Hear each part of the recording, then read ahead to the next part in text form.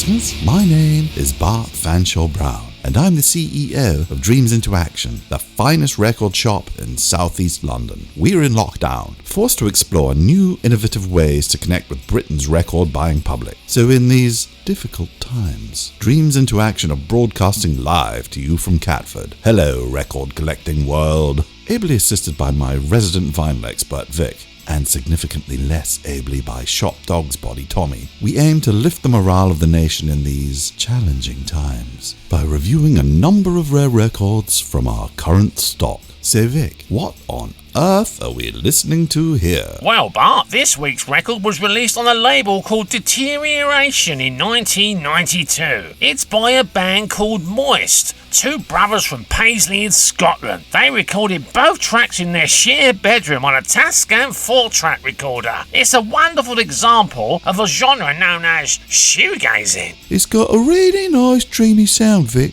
kind of ethereal.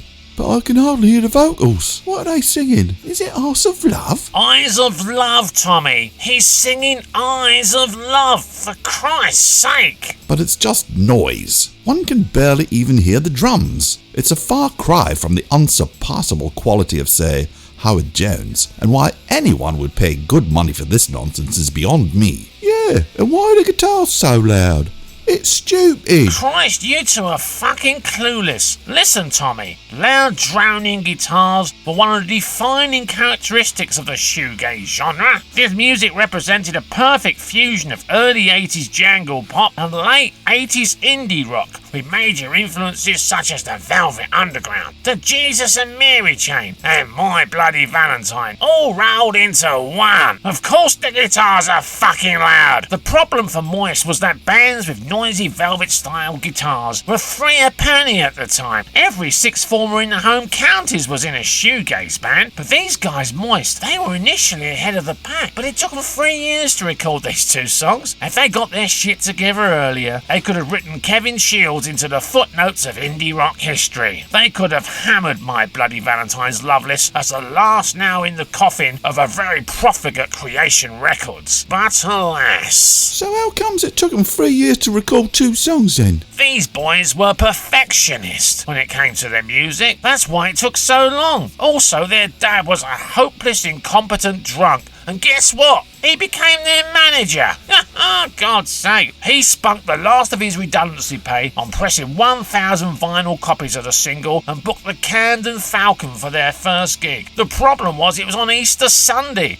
And no one came. The 7-inch limped out, sold poorly, and didn't even get a review in Melody Maker, Sounds, or the NME. It basically died a death. And the world was no worse for it. Not exactly, Bart. The band blamed their dad for blowing their inheritance, and they never spoke to him again.